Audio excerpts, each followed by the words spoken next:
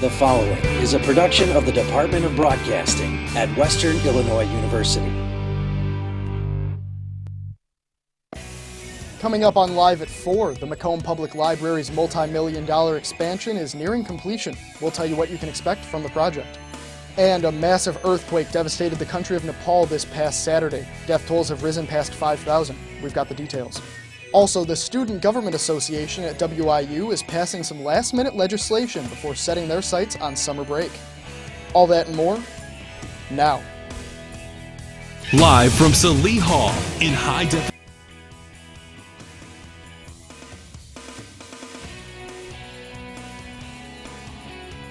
definition.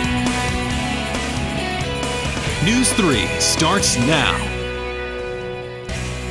1,000 cases have been reported in the Chicago area, and more could be on the way. For our top story today, Emily Manley investigates the details of an epidemic that is heading towards Macomb.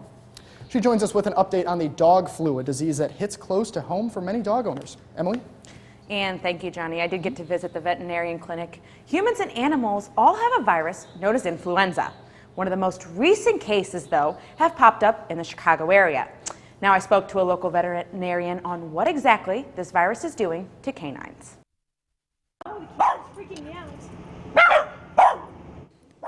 To most dog owners, they love their dog like a kid.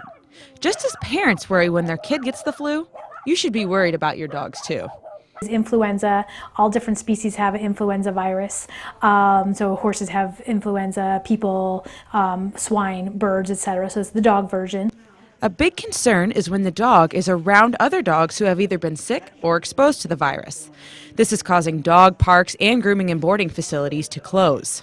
Most dogs are spreading the virus before they have clinical signs. Fatality rates are relatively low. Classically for flus, the young and the old and the immunosuppressed are the ones that can have a harder time with it. Yeah. Dr. Blakely also says the current flu vaccines are in the United States for dogs and are offered at most veterinarian clinics, including here in Macomb. So signs and symptoms, dry, hacky cough, most people are confused it with they're choking on something. They may or may not have a fever, depression, lethargic, not eating, not drinking. Rarely it can develop into pneumonia, which becomes more of a wet, productive cough, runny nose, drainage from the eyes and nose. This strain is a little riskier for cats than the old strain, so you potentially can have an issue where if you have a dog with the cat gets it. We're getting them. Now, as you can see here, Danny loved being in front of the camera, and I loved covering that story. Dr. Blakely says that this version of flu is not contagious to people, so no worries yet. Also, the flu has not been in Macomb, but if it does, it could be due to all the constant traffic. If you have any concerns at all about your lovely furry friend, please contact your local vet. Danny was adorable. For those of you who have shopped at Hy-Vee between April 9th and April 27th, you may want to check your fridge. The Des Moines, Iowa-based company is recalling its pasta salad in all of its stores. Hy-Vee says the vegetables used in the pasta salad may have been contaminated with listeria. Hy-Vee said the issue comes from the actual vegetable supplier, not from the kitchen inside the Hy-Vee stores. For more information, you can contact your local Hy-Vee store. And a retirement reception for Ken Hawkinson will be held today from 4 to 6 p.m. in the University Union Lemoyne Room. Hawkinson has been serving at WIU as Provost and Vice President for Academic Affairs since January of 2012. He will retire on May 18th after 28 years of service. Hawkinson has accepted a position as President of the Kutztown University. He joined the WIU faculty in 1988 as an assistant professor in the Communication Arts and Sciences Department. The WIU Student Government Association has been busy wrapping up its final legislation this week. Senators discussed several topics. They passed a bill to update the WIU phone app and elected Esmeralda Moreno to be the student representative on the Provost Search Committee. There was also a bill to limit students printing to 300 pages. However, that bill was unanimously voted down. And as it was, All right, SGA I feel like has tackled a lot this year. Everything from in the fall we dealt with the East Village crisis to endorsing Google Apps, bypassing the entire technological committee system and just outright endorsing it, as well as with the Student Bill of Rights. I feel as though from the small things like bike lanes to some of those bigger issues, we've really left Western in a better place than we found it. I think that we've really been on top of looking out for the students, for their concerns, and representing them and making sure that what they want gets through. So I think it's been a really productive year. What do I plan to do next year? I have a lot of different things I want to do. Right now I've been working with President Thomas and his office. We're going to start, hopefully set up with Chief Barker and Chief Harris, a student and law enforcement task force. So that way we can open the dialogue at some of the discrepancies between how students perceive law enforcement here in McDonough County and how law enforcement perceives students. We apologize, we had some technical difficulties there. The new administration will take office in August of this year. Coming up, we'll tell you how a budget decrease, WIU's annual Copper Chef was just a couple of months ago, but Inner Hall Council is hosting its own version later today called the Incredible Cooking Contest. This is a cooking competition among the students that live on campus. The competition will start at 5 and will be held in Corbin Olson Dining Center. Each resident hall has a team of students that will be representing them. The winning team will receive a prize, and prizes will be given out to members of the audience. This event will help wrap up Resident Hall Week, with the last event being a photo scavenger hunt tomorrow. In the words of Storm Team 3's Nicholas Stewart, it's pretty boring outside right now. The sun is shining and people should be applying the sunblock. We bring Nick in now, and Nick, please tell us that this boring weather will be sticking around. Yeah, I mean, unfortunately for me, the weather is sticking, unfortunately for you guys, the boring weather is going to be sticking around for the next several days. It's like a little bit more action to it. But it is very warm outside right now. Taking a look outside, you can see those bright, sunny skies. Temperatures are climbing into the mid-60s at this hour. That's going to continue for the next several days. Again, those temperatures are going to begin to increase over time. If you're taking a look at the current satellite radar composite outside right now, you can see it's a little deceiving. We are looking at a lot of cloud cover, but why is that? If we take a broader view, there are a lot of malfunctions with the satellite imagery, so not very reliable, but you have to trust me, it is very clear outside across the tri-state region. And temperatures are climbing into the mid to upper 60s, again 63 in Macomb, 64 at Burlington. Big warm-ups on the way, and as we approach into the weekend, there might even be some 80s in the forecast. We'll take a full look at your forecast in a couple minutes. Back to you guys. Just to see those 80s in the forecast, because I love warm weather. So thanks, Nick, for everything. The Macomb Public Library is nearing the completion of the construction project, which will add a new expansion to the current building. The library was selected for an Illinois Public Library construction grant, which provides $2.4 million for a building expansion. To receive the grant money, the library needed to raise nearly $8,000. The expansion will double the library's size, expand workspace and reading areas, improving accessibility to the library, and updating the aging heating and cooling systems. That sounds good. Coming up after the break, it doesn't matter how the odds are stacked against you when it comes to your family and friends. That's true. News 3 has a story of a group of students at Western doing everything they can for Nepal, the place that they get to call home. Also, News 3 tells you what to look for when it comes to scammers in the book buyback industry. Summer break is almost here, and you know what that means. Time to get rid of these books. Most of the books I own do not have a rental option.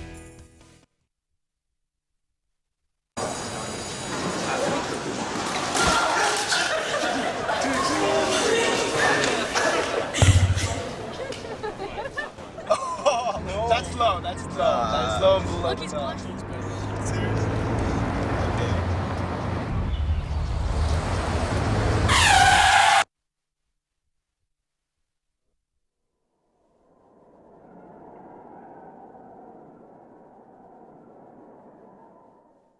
Stories. They happen everywhere. At News 3, we go the distance and tell them firsthand. Across the region, the tornado tore through a neighborhood in Washington, Illinois. Across the state. Here at the state capitol in Springfield for the gubernatorial race. Across generations. We have a lot of people that are very dedicated. We're all volunteers. The stories that inform us, the stories that move us, the stories that matter from a fresh perspective. I think News 3 is great. It's all one common goal. Everybody's trying to be #1. Last year, we were #1 in the nation. We beat out Florida and Oklahoma. I get to work with so many professionals. It's a really great experience, and they're always there to help, and it's just all around fun. Jasmine Crichton really does make it a real life experience that, most schools maybe not, they don't offer that.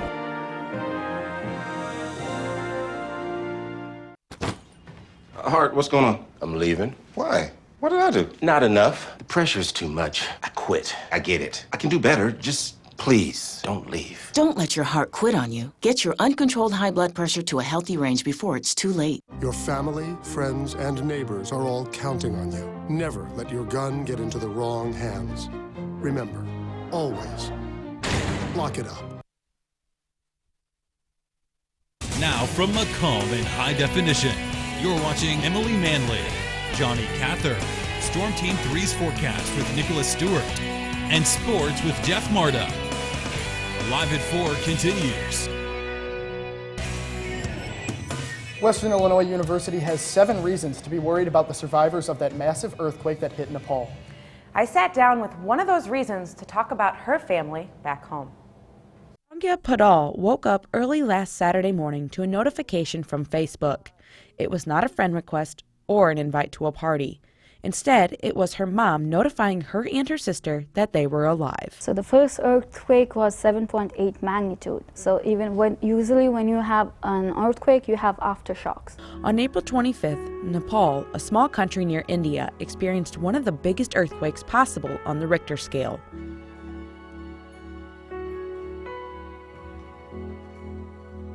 More than 5,000 people have died, many more are injured, and the numbers are increasing daily. We can't really predict how much destruction we have.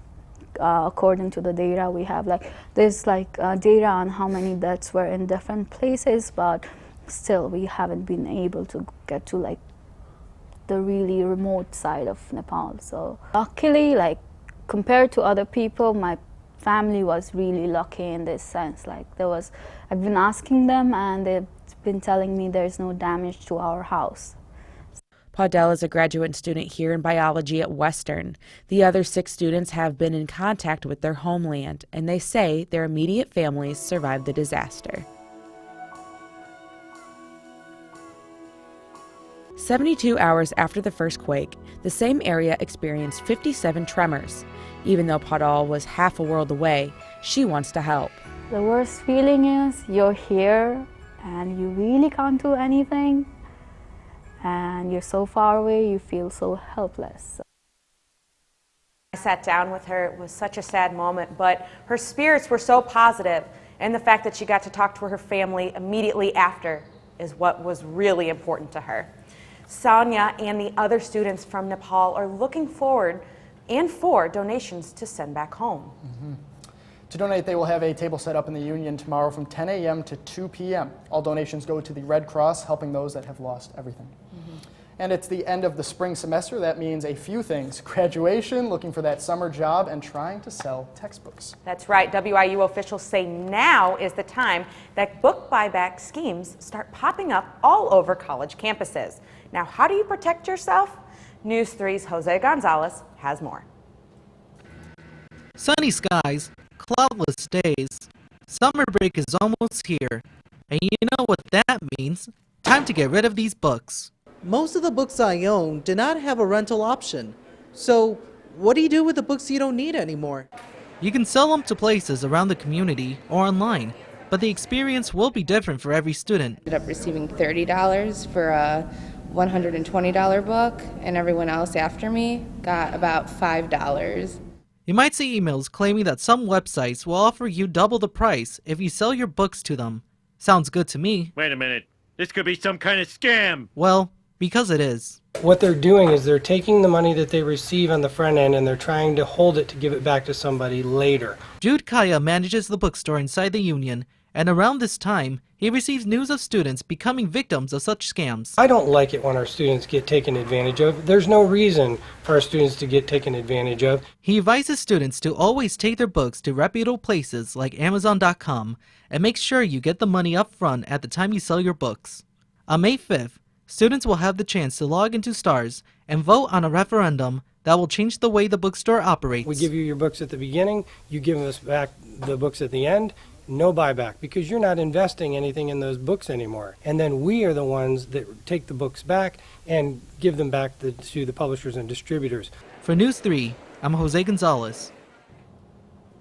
WIU students will get to vote for a referendum on a new book policy starting on May 5th. For more on that story, check out our Good Morning Macomb interview with Jude Kaya on our Facebook page. And this week will end in a beautiful, warm, and sunny conditions, but storms might kick off next week. News 3's Nick Stewart will have the full details and his weather forecast coming up.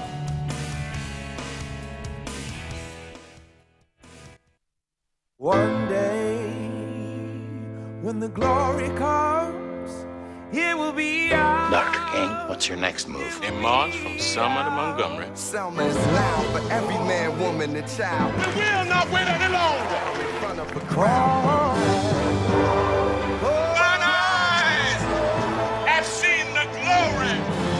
Glory, glory, hallelujah.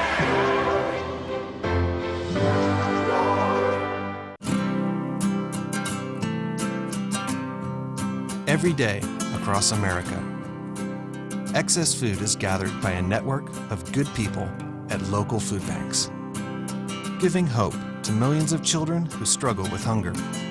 They've earned their wings, and you can too. Together, we can solve child hunger. Support Feeding America and your local food bank at feedingamerica.org. I'm a teacher. Let me tell you what I make. I make learning a privilege, not a chore, and frustration a tool, not an obstacle. I make working hard seem easy and giving up impossible. I make an old subject feel like a fresh thought and unconventional methods common. I'm a teacher. I make more. So they say it's a man's world? I don't see anybody's name on it.